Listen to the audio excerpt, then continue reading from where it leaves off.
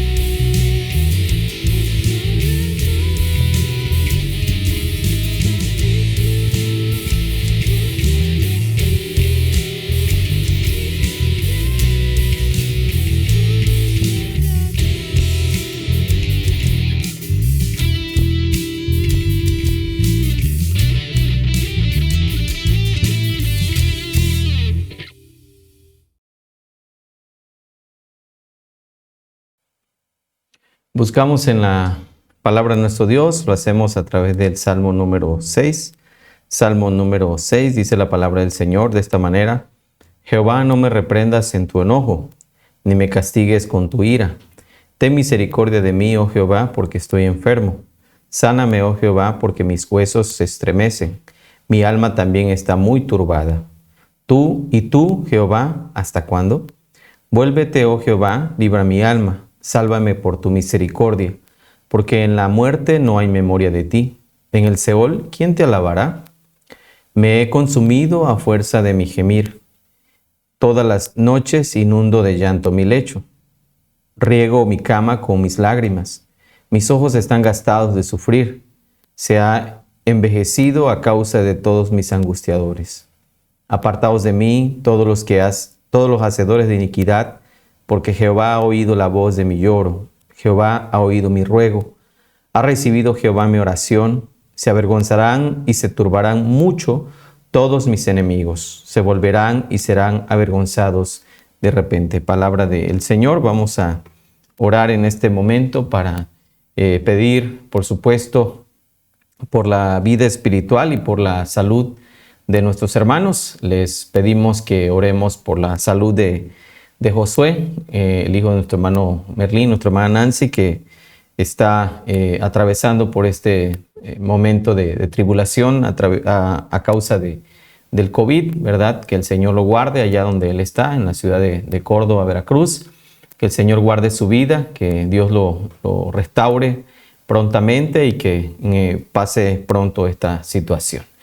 Seguimos orando también por los hermanos enfermos de nuestra iglesia, los que enfrentan alguna enfermedad crónica degenerativa, que el Señor permita que cada uno de ellos pueda ser restaurado conforme al poder del Señor. Así que vamos a seguir orando también, hermanos, por aquellos hermanos que han sufrido la separación de un ser amado.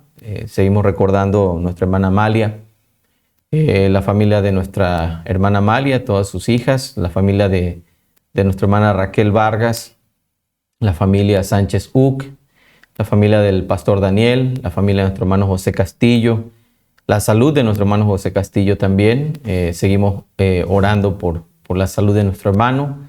Seguimos pidiendo que el Señor tenga misericordia de él. Por nuestro hermano Manasés también seguimos pidiendo al Señor por ello. Así que, mis amados hermanos, es el tiempo de poder orar delante del Señor, poder clamar a nuestro Dios, poder pedir al Señor que Él obre y Él manifieste su poder en cada uno de nosotros. Oramos a nuestro Dios. Padre amado, gracias te damos en esta hora porque nos das esta oportunidad, Señor, de poder acercarnos a ti. Gracias, Señor, por tu palabra que siempre nos enseña, oh Dios, acerca de ti y acerca de nosotros. Padre amado, gracias porque nos permites acercarnos en este momento ante el trono de tu gracia. Permite, Señor, que podamos clamar a tu nombre, podamos traer, Señor, delante de ti nuestras necesidades, nuestros ruegos, que podamos, oh Señor, traer delante de ti cada una de las situaciones que enfrentamos en la vida. Te alabamos y te damos gracias porque tu misericordia, oh Señor, es para siempre y tu voluntad, Señor, se ejecuta en nosotros todos los días. Y en esta hora, Señor, te ruego por la salud de nuestros hermanos que se encuentran enfermos, que están pasando por momentos de tribulación. Te pido, Señor, de manera especial, Padre, por la salud de Josué, porque tú lo guardes, porque tú lo bendigas, porque tú lo ayudes, porque tú, Señor, lo sostengas. También te ruego, Señor, en este momento por la salud de nuestro hermano José Castillo, que tú sigas restaurando su salud, por la salud de su hija, Señor, de toda su familia, ruego que tú estés con ellos. Te pido, Padre, que tú manifiestes tu gran poder y misericordia, oh Señor. También te ruego en este momento por la salud de nuestro hermano Manasés, tú lo bendigas, tú lo guardes, tú restaures, Señor, completamente su salud. Así de esta manera te ruego por la vida de nuestra hermana Amalia, porque tú le des fortaleza en estos tiempos difíciles, Señor, que ella está atravesando, Padre. También en la familia de nuestra hermana Raquel Vargas, tú des consuelo y fortaleza también, Señor, a toda su familia. En la familia Sánchez Uc, te rogamos también por ellos, porque tú, Señor, les sostengas y les guardes. Te ruego también, Señor, porque tú estés, Padre mío, en la familia del pastor Daniel Sánchez y en la vida de toda tu iglesia, Señor. Todos los hermanos que pasan por algún sufrimiento, por algún dolor, por alguna pena, porque sabemos, Señor, que nuestra vida está llena de adversidades, pero conocemos que tú eres Dios, que tú eres el poderoso, Señor, en medio de tu pueblo. Tú eres para siempre misericordioso y confiamos en tu gran poder. Bendito sea tu nombre y seguimos pidiéndote por la vida de todos mis hermanos y hermanas de la tercera edad, porque tú, Señor, les guardes y les bendigas en medio de toda enfermedad. Rogamos también por aquellos que padecen necesidad, Señor, que no tienen un empleo. Te pido, Padre, que tú les proveas. Te pido, Señor, por la situación de nuestro país, por nuestros gobernantes, porque tú, Señor, permitas que ellos puedan venir a tus pies también y reconocer que tú eres Dios. Tu palabra, Señor, es perfecta y por eso confiamos en ella. Confiamos en lo que tú has dicho, porque sabemos que tú eres verdad. En el nombre de Cristo Jesús, mi Señor, oramos. Amén. Amén. Continuamos alabando el nombre de nuestro buen Dios. Lo hacemos a través de un canto más.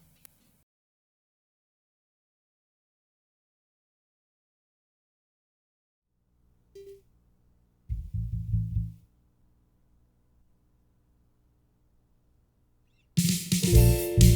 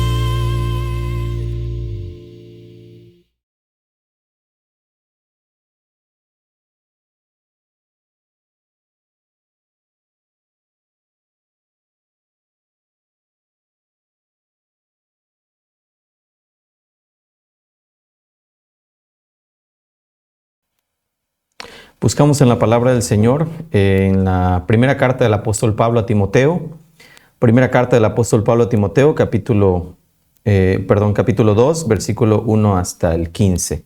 Primera a Timoteo, capítulo 2, versículo 1 al 15, dice la palabra de nuestro Dios de esta manera: exhorto ante todo a que se hagan rogativas, oraciones, peticiones y acciones de gracias por todos los hombres, por los reyes y por todos los que están en eminencia, para que vivamos quieta y reposadamente en toda piedad y honestidad. Porque esto es bueno y agradable delante de Dios nuestro Salvador, el cual quiere que todos los hombres sean salvos y vengan al conocimiento de la verdad. Porque hay un solo Dios y un solo mediador entre Dios y los hombres, Jesucristo hombre, el cual se dio a sí mismo en rescate por todos, de lo cual se dio testimonio en su debido tiempo. Para esto yo fui constituido predicador y apóstol. Digo verdad en Cristo, no miento, y maestro de los gentiles en fe y verdad. Quiero pues que los hombres oren en todo lugar, levantando manos santas, sin ira ni contienda. Asimismo, que las mujeres se atavíen de ropa decorosa, con pudor y modestia, no con peinado ostentoso, ni oro, ni perlas, ni vestidos costosos, sino con buenas obras, como corresponde a mujeres que profesan piedad. La mujer aprenda en silencio, con toda sujeción, porque no permite a la mujer enseñar ni ejercer dominio sobre el hombre, sino estar en silencio. Porque Adán fue formado primero, después Eva. Y Adán no fue engañado, sino que la mujer, siendo engañada, incurrió en transgresión.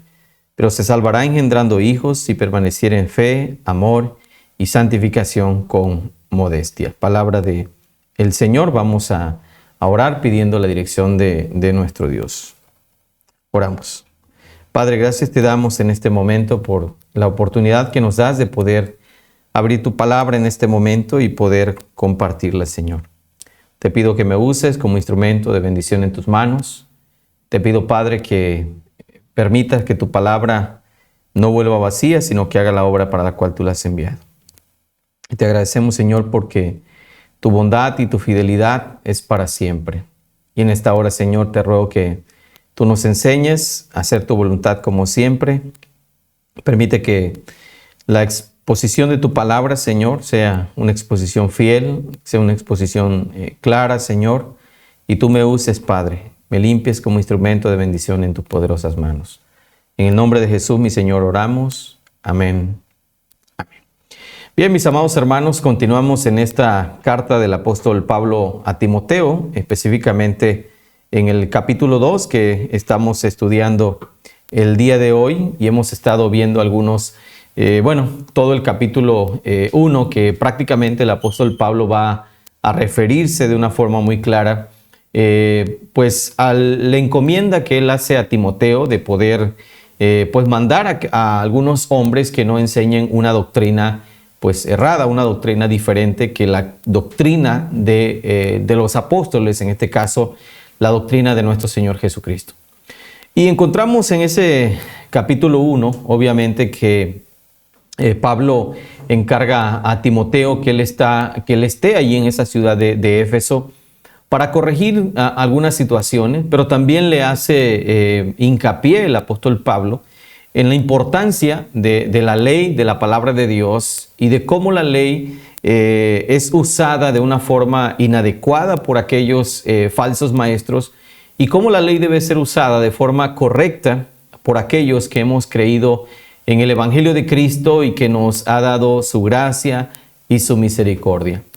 En el tema anterior, cuando hablamos en el capítulo 2, versículo 1 al 7, veíamos las exhortaciones del apóstol Pablo enfocándose de una forma muy clara a la oración. Pablo dice más bien que se hagan rogativas, oraciones, peticiones y acciones de gracias por todos los hombres. Y veíamos que ese todos los hombres obviamente se refiere a que nosotros no solamente nos centremos en orar por nosotros, que no solamente oremos por nosotros y por nuestros hermanos de la iglesia, sino que también oremos por aquellos que no conocen al Señor. Pablo dice, ¿verdad?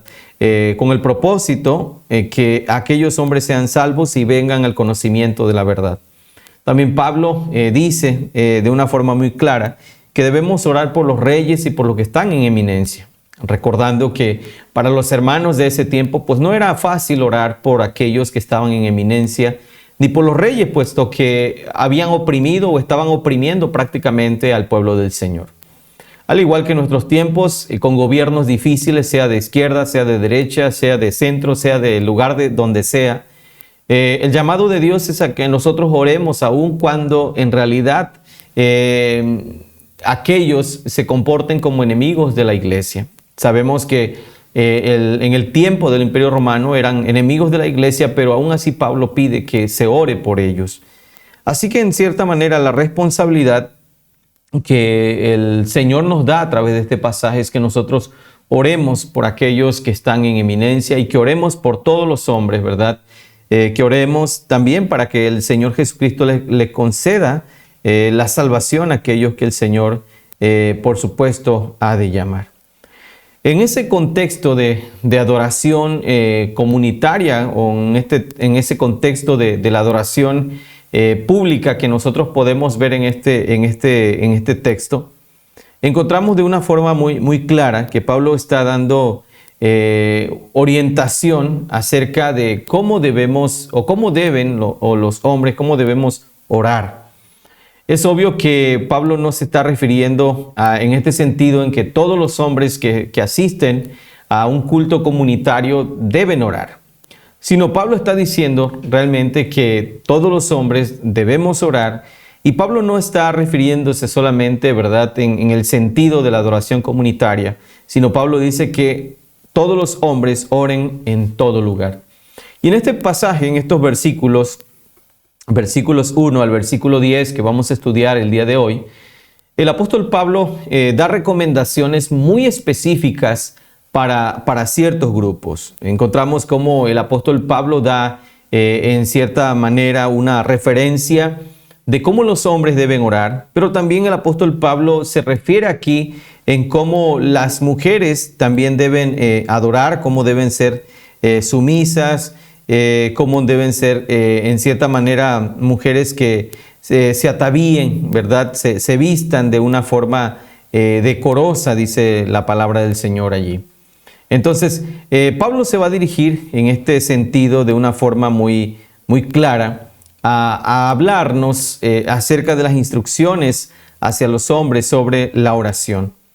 Y en este caso, ¿verdad?, Pablo está orientando a grupos específicos de la iglesia.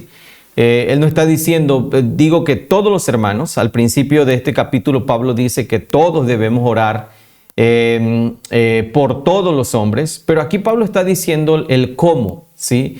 En el tema anterior estuvimos viendo el qué, pero Pablo aquí se refiere al cómo, es decir, cómo los hombres deben orar, y en este caso, ¿verdad?, quiero que los hombres oren en todo lugar, levantando manos santas, sin ira ni contienda.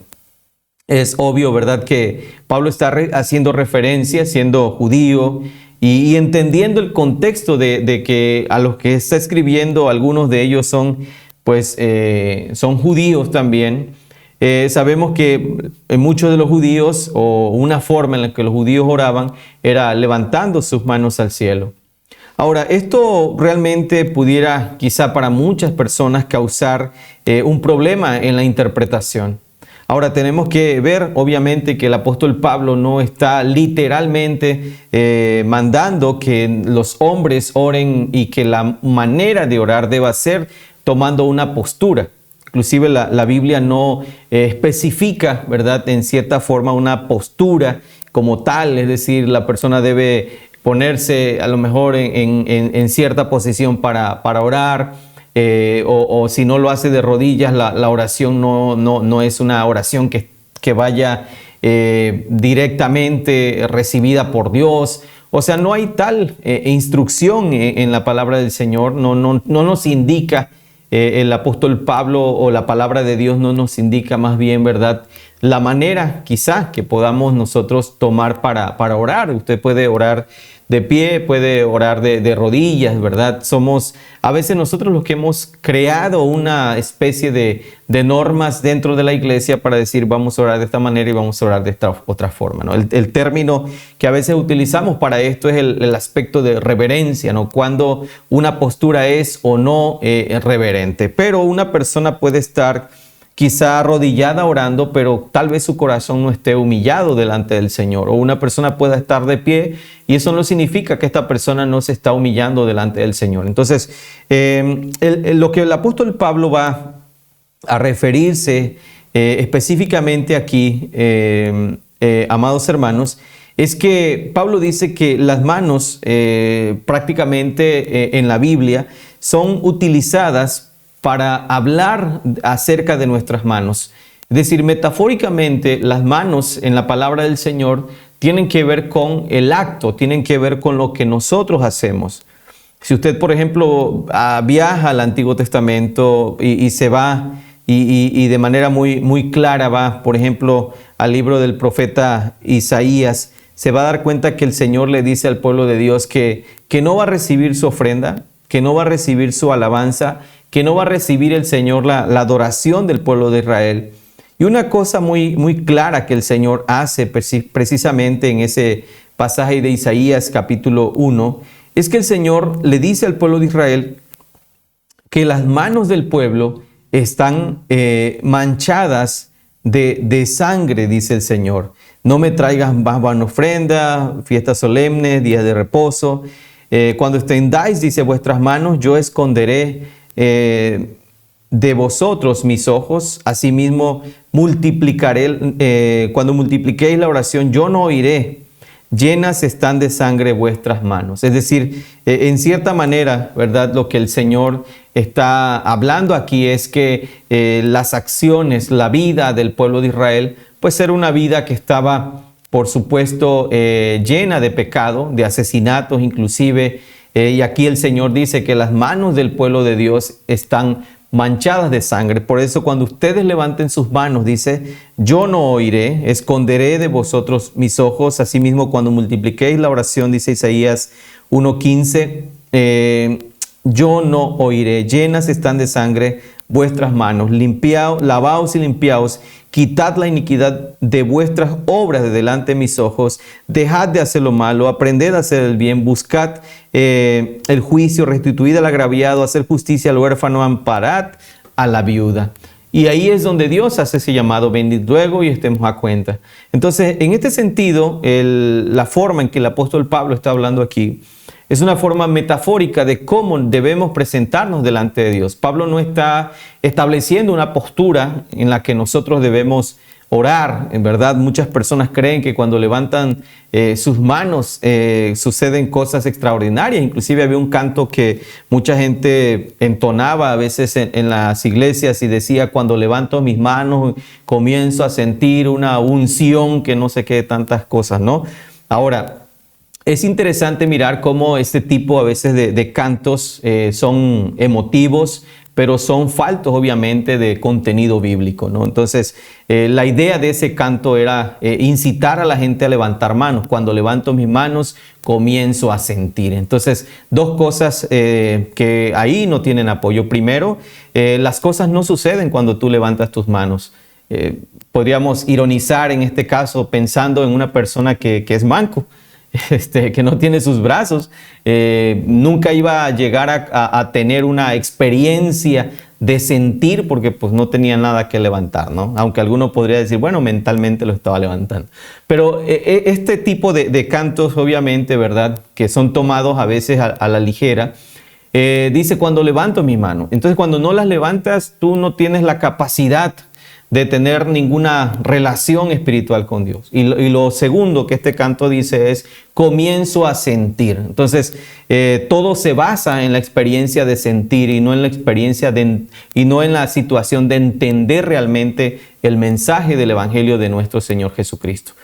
En este sentido, mis hermanos, Dios nos llama primero a que nosotros podamos comprender el Evangelio, que podamos comprender quién es Dios. Y para ello tenemos que estudiar la palabra del Señor. No es andar levantando manos y entrar en una especie de trance como una especie de elevación mística. No, Dios no nos manda precisamente a perdernos allí, ¿verdad? Como lo hacen a algunos, ¿verdad? En un éxtasis. Dios nos llama a que el culto sea racional, que nosotros entendamos lo que estamos haciendo, que podamos entender lo que estamos cantando, que podamos estar conscientes de quién es Dios.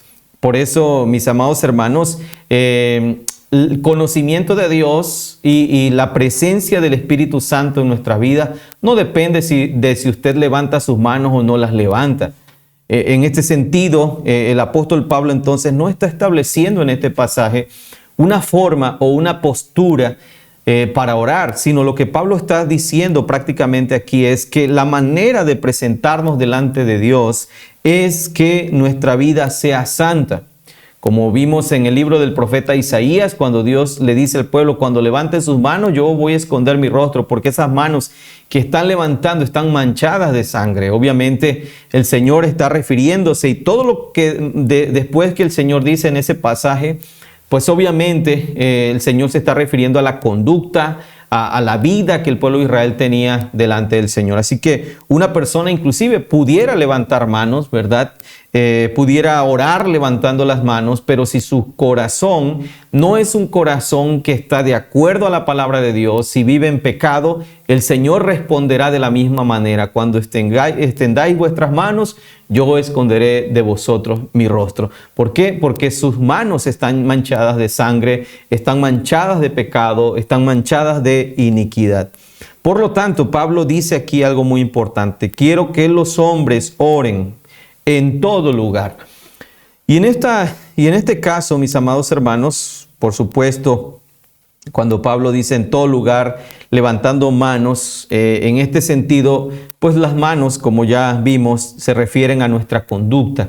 Dios demanda que cuando nosotros oremos delante de Dios, inclusive la palabra del Señor dice que nosotros debemos tratar a nuestra esposa como a vaso más frágil, como a coherederas de la gracia de la vida, para que nuestras oraciones no tengan estorbo, refiriéndose obviamente a los varones, ¿no? Entonces, en ese sentido, nuestra oración es estorbada. Nosotros podemos levantar manos, podemos quizá postrarnos en el suelo y hacer muchas cosas, pero si nosotros estamos siendo agresivos, estamos tratando mal a nuestra esposa, estamos tratando mal a nuestros hijos, estamos pecando contra el Señor, pues obviamente, por mucho que usted levante las manos hasta donde quiera levantarlas, pues es una oración que Dios no va a recibir, a menos que no haya en nosotros lo que el profeta Isaías dice, ¿verdad?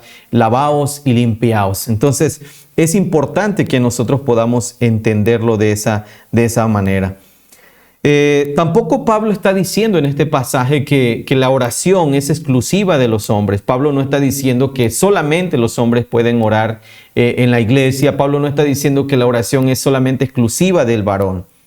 Pero sí Pablo está diciendo aquí en este sentido que nosotros como varones, y se entiende que Pablo está hablando acerca del liderazgo también, porque si usted, por ejemplo, observa el capítulo siguiente, el capítulo 3, Pablo va a hablar de los requisitos de los ancianos y de los diáconos. Por lo tanto, el enfoque de Pablo es a que los varones que están en la iglesia deben siempre vivir una vida de santidad, y más adelante Pablo va a decir acerca de estos líderes, ¿no? Entonces, en este sentido, Pablo nos está llevando a que la oración no es exclusiva del varón, pero el varón tiene una responsabilidad de tomar el liderazgo en la iglesia, de guiar espiritualmente a la iglesia del Señor, pero Pablo va a anteponer en el pasaje que sigue, no la iglesia, sino la familia antes que la iglesia. En este sentido, por lo tanto, hermanos, Pablo dice que debemos orar, la palabra de Dios dice que debemos orar en todo lugar. Y aquí precisamente debemos ir un poco a la perspectiva que los judíos tenían acerca de la adoración y de la presencia de Dios. Una cosa importante que debemos nosotros reconocer, hermanos, es que el significado que tenía el templo para los judíos no es el mismo que tiene para nosotros. Recordemos que estas iglesias no comenzaron con templos edificados. Recordemos que estas iglesias comenzaron en casas. Cuando usted lee, por ejemplo, el libro de Hechos de los Apóstoles, se va a dar cuenta que Pablo hace referencia a la iglesia que está en casa de fulano. Inclusive en sus cartas, Pablo menciona a las iglesias que están en casa de algunos hermanos. Esto significa entonces que las iglesias comenzaron en las casas, no comenzaron con un templo edificado. Ya fue más adelante donde la iglesia empezó a edificar, quizá después del periodo de Constantino, porque antes recordemos que la iglesia se reunía en las cuevas, en las catacumbas, se reunía en diferentes lugares, porque pues obviamente la iglesia del Señor estaba siendo perseguida. Por lo tanto, la iglesia no tenía en sí, como en nuestros días nosotros tenemos un lugar donde nos congregamos.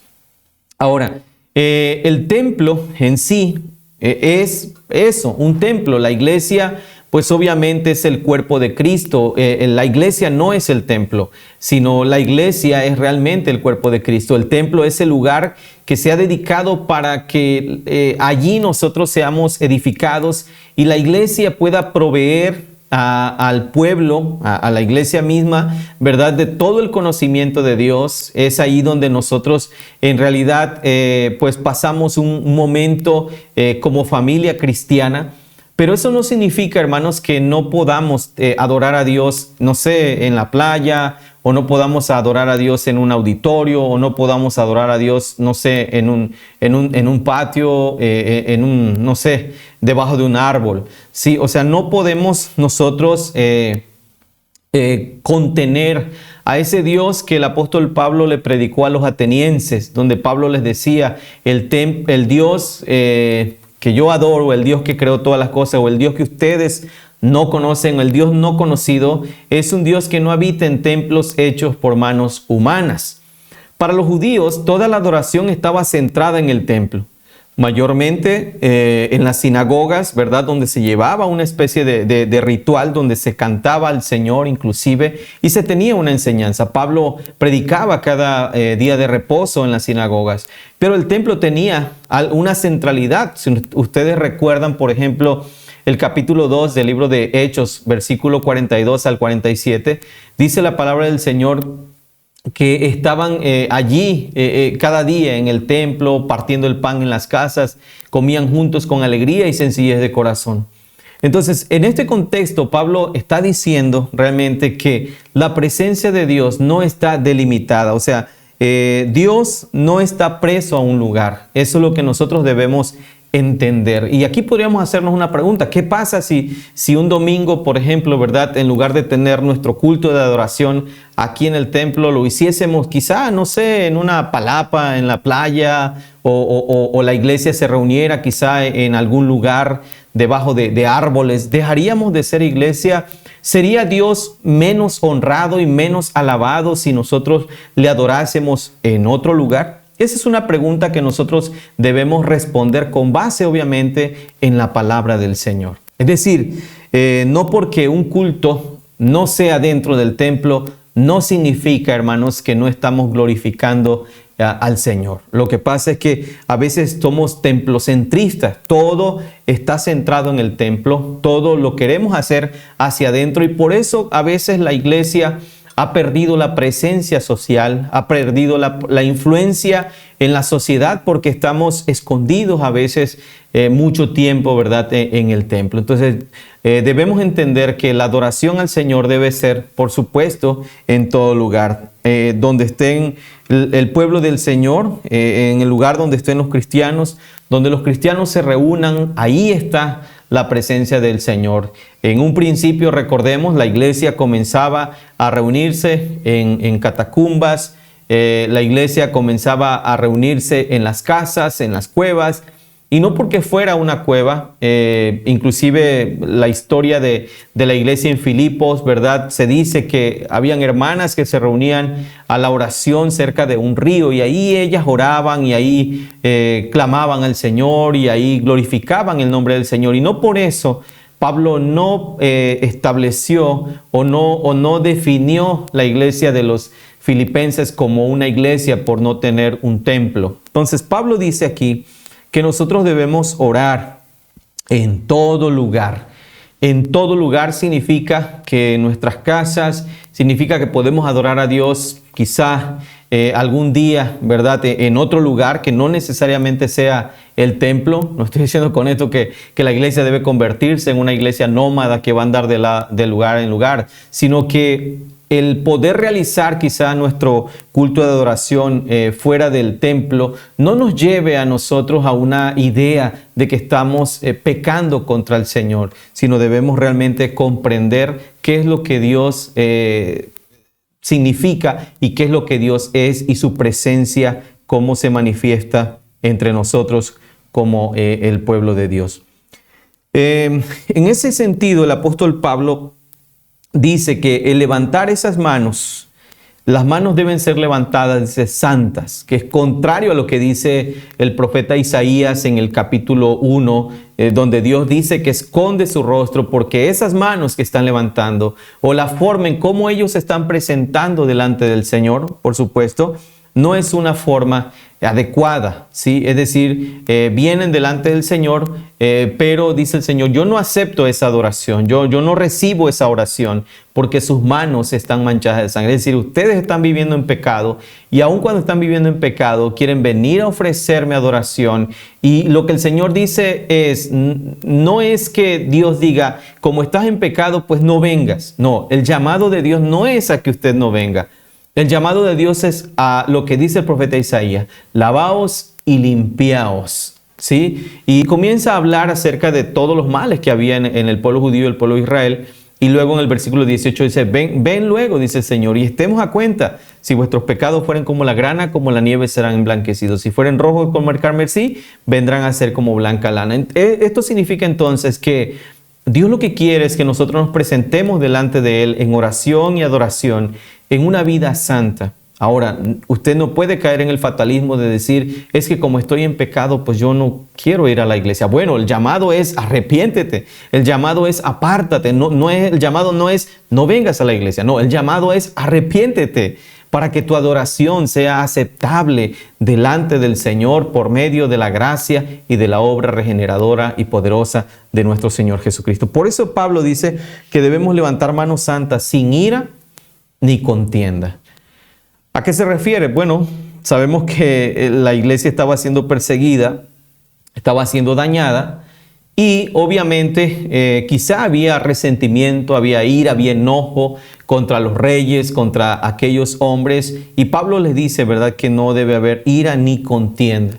Recordemos las palabras del Señor Jesucristo. Si tu hermano tiene algo contra ti, tú traes tu ofrenda al altar y tú recuerdas que tu hermano tiene algo contra ti, deja tu ofrenda, arregla esa situación con tu hermano y luego ven y trae tu ofrenda.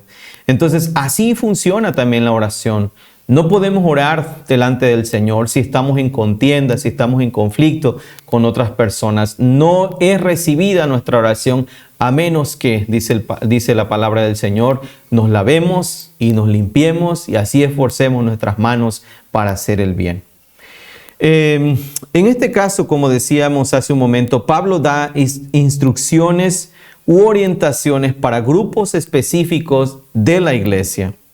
Ahora, ¿qué es lo que indica esto? Lo que indica son las diferentes aplicaciones para diferentes tipos de personas. Por ejemplo, cuando nosotros predicamos acerca de la paciencia, no es lo mismo cómo lo entiende el esclavo en el tiempo del apóstol Pablo a cómo lo entiende el amo. Es decir, el esclavo debe tener una paciencia. Inclusive la palabra del Señor dice, ¿verdad?, que debemos ser pacientes, aún con aquellos amos o jefes, patrones que son difíciles de soportar, ¿no? Entonces, esa es la manera en cómo la palabra de Dios va a ayudarte a ti que eres empleado. Pero también tiene la misma palabra una exhortación para los amos. Es decir, si nosotros hablamos de la paciencia, ¿de qué manera un patrón, un jefe, debe ejercitar la paciencia con aquellos a los que él obviamente está liderando? Y cómo aquel que es empleado debe ejercitar la paciencia con aquel que es su empleador. Entonces, Pablo va a hacer aquí llamados específicos a grupos específicos de la iglesia. En este caso, Pablo habla primero a los varones, ¿verdad? Diciéndonos la forma en que debemos orar delante de nuestro Dios. Y por otra parte, obviamente, el apóstol Pablo va a hablar a la mujer y dice asimismo que las mujeres se atavíen de ropa decorosa, con pudor y modestia, no con peinado ostentoso, ni oro, ni perlas, ni vestidos costosos, sino con buenas obras, como corresponde a mujeres que profesan piedad. Por lo que el apóstol Pablo dice aquí, y por lo que históricamente podemos saber de la iglesia en Éfeso, Pablo se está refiriendo aquí al hecho de que en la sociedad de Éfeso, pues obviamente habían mujeres que tenían mucha capacidad económica. En este sentido, Pablo no diría entonces, ¿verdad?, que estas mujeres no traigan peinados ostentosos, ni oro, ni perlas, ni vestidos costosos. Si Pablo estuviese hablando a una sociedad que no tiene la capacidad de poder vestir de esta manera, pues obviamente el apóstol Pablo diría o hablaría, ¿verdad?, de otra forma. Sin embargo, aquí la palabra del Señor nos indica de forma muy clara cómo el apóstol Pablo está enfatizándose precisamente, amados hermanos, a hablar acerca del atavío. Ahora, Pablo no está en contra, o sea, Pablo no es esto que Pablo dice aquí no es para que usted piense, ¿verdad?, y diga, bueno, yo ya no me voy a maquillar, no me voy a arreglar, ya iré a la iglesia así como me acabo de levantar. No, esa no es la intención de Pablo, ¿no? La intención de Pablo no es que nosotros asustemos a otros, ¿no? Sino más bien el asunto aquí es precisamente el aspecto del decoro, el pudor y la modestia. Y en este sentido, Pablo va a hablar acerca de la ropa decorosa, del pudor y de la modestia. Uno de los errores que comúnmente se comete, y lo digo porque a veces lo hemos escuchado en algunas mujeres, es decir, es que yo me puedo vestir de cualquier manera. El problema está en los hombres perversos que me miran, ¿no? Entonces, mucha gente piensa eso, que puede vestir en la iglesia de manera sensual, que no está causando ningún problema, que el problema está en aquellos varones o hombres que miran, ¿no? Ahora, si nosotros entendemos esto, hay razón en el sentido de que el hombre puede pecar codiciando a una mujer que no es su esposa. Y esto lo dice la palabra del Señor: cualquiera que mira a una mujer para codiciarla, ya ha adulterado con ella en su corazón. Ahora bien, entendamos algo importante, que el culto, la adoración al Señor, tiene que ver con una motivación. ¿Cuál es la motivación central del culto cristiano? Bueno, la motivación central del culto cristiano es la gloria del Señor. Entonces, puede ser que a lo mejor en tu corazón, en lugar de que esa motivación de la gloria de Dios esté, tal vez lo que estás procurando es acarrear admiración de las personas, que la gente pueda ver, que tú puedas actuar de manera inclusive sensual, provocativa, como dijera Mary Cashian, ¿verdad? Como una mujer salvaje y no como una mujer verdaderamente cristiana.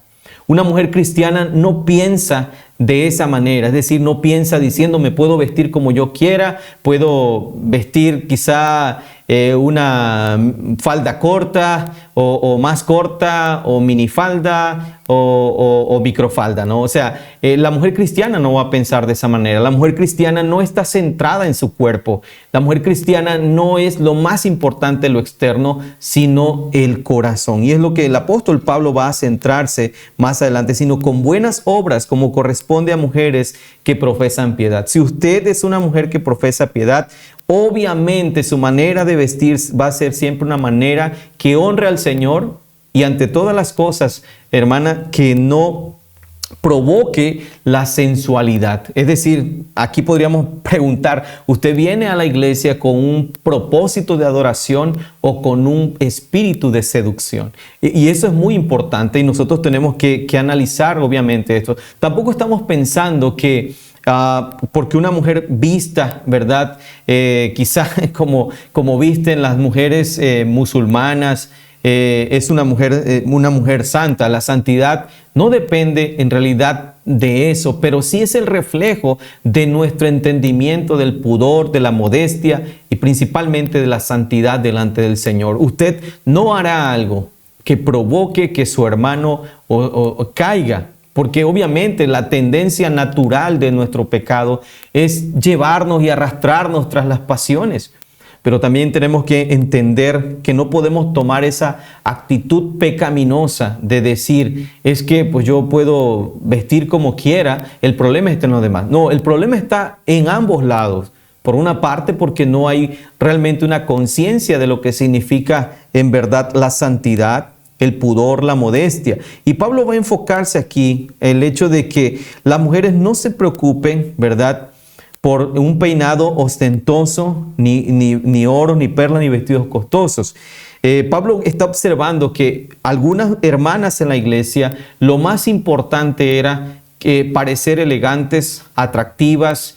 Lo más importante era para estas mujeres la admiración de los hombres y que reconocieran que eran mujeres de sociedad. Habían muchas mujeres ricas en la iglesia del Nuevo Testamento. Pero Pablo está diciendo que todas estas mujeres deben vestirse, ¿verdad?, de buenas obras. Y recalco, Pablo no está en contra de que las mujeres puedan embellecerse. Pablo no está hablando en contra de que las mujeres en la iglesia no deban procurar arreglarse. Pablo no está tomando realmente esa posición, sino en realidad debemos entender que la posición del apóstol Pablo es que las mujeres en la iglesia puedan tener una postura totalmente diferente, totalmente distinta, totalmente entregada precisamente a la santidad de nuestro Dios. Y eso es muy importante lo que el apóstol Pablo entonces está diciendo en este pasaje, ¿no? Dice Pablo que la mujer no debe vestir de manera ostentosa, ni oro, ni perlas, ni vestidos costosos, sino con buenas obras, como corresponde a mujeres, dice el apóstol Pablo, que profesan piedad. Entonces, si usted es una mujer que profesa piedad, su manera de vestir va a ser una manera de vestir que, por supuesto, honre el nombre del Señor, que provoque siempre la admiración por sus buenas obras y no por su cuerpo, o no por el vestido, o no por la combinación de sus collares o de joyas o de alhajas. Una mujer no está llamada a brillar a través de sus alhajas, a través de sus joyas, ni siquiera a través de sus títulos académicos.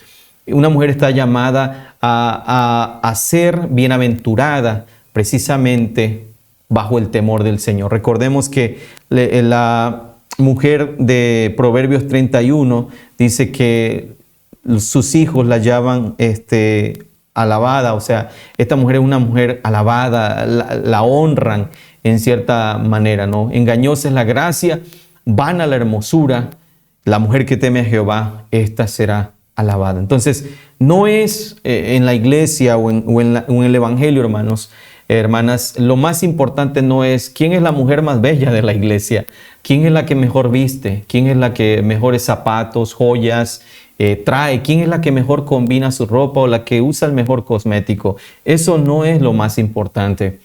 Pablo no está refiriéndose aquí en este sentido. Recalco que las mujeres no deban buscar ser bellas, pero Pablo está diciendo en este pasaje que lo que debe resaltar en una mujer debe ser precisamente el carácter cristiano. Por lo tanto, para los hombres, mis amados hermanos, la palabra de Dios dice que debemos orar en santidad, nuestra vida de santidad. Para las mujeres, Pablo sabe que por tendencia las mujeres tienden a la parte de la belleza y la vanidad. Y Pablo va a atacar precisamente ese problema. Va a atacar el problema de la apatía de la oración en los hombres y el hecho de que el varón no se preocupe a veces por una vida de liderazgo espiritual en su familia. Y va también Pablo a atacar el problema precisamente de la sensualidad y el problema de la vanidad en la iglesia, llevándonos a que presentemos oraciones delante del Señor con manos santas y también a que el cuerpo, la apariencia sea algo que, o más bien nuestra manera de vestir y nuestra manera de ser sea algo que glorifique y honre el nombre de nuestro buen Dios. Así que adoremos a Dios en la hermosura de la santidad. Amén.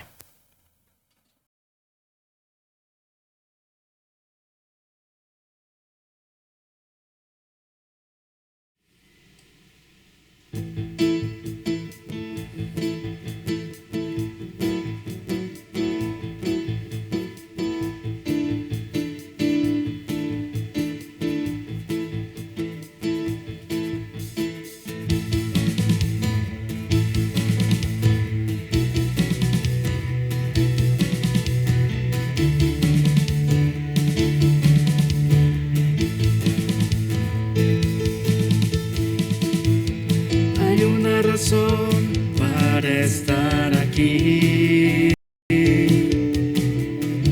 tu amor nos lleva a cantar,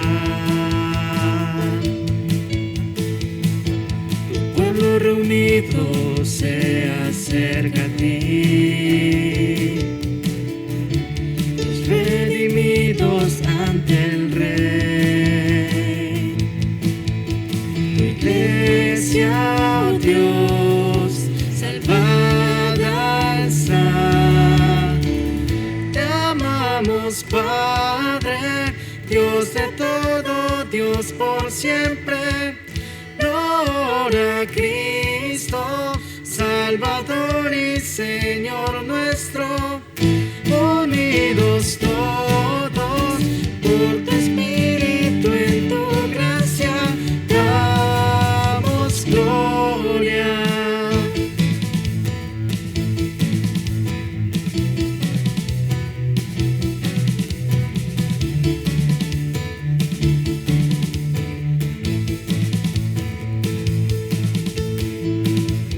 Edificando una vida en Él, solo en Cristo nuestro Rey. Cada creyente firme está en Él, nuestra eterna roca fiel. Tu iglesia, oh Dios, firme está. Te amamos, Padre, Dios de todo, Dios por siempre. Gloria a Cristo, Salvador y Señor nuestro. Unidos todos por tu Espíritu en tu gracia, damos gloria. Un cuerpo, un bautismo, la esperanza a la que nos llamó. Un Padre, Hijo y Espíritu, un soberano Rey y Dios.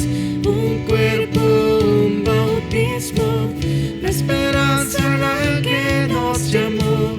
Un Padre, Hijo y Espíritu, un soberano Rey y Dios.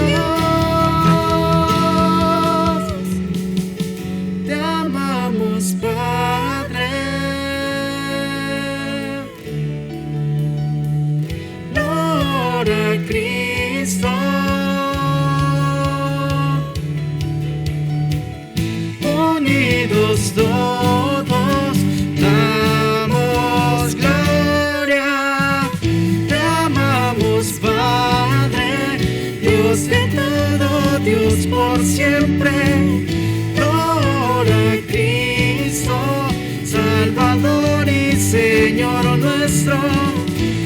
Unidos todos por tu Espíritu en tu gracia, damos gloria.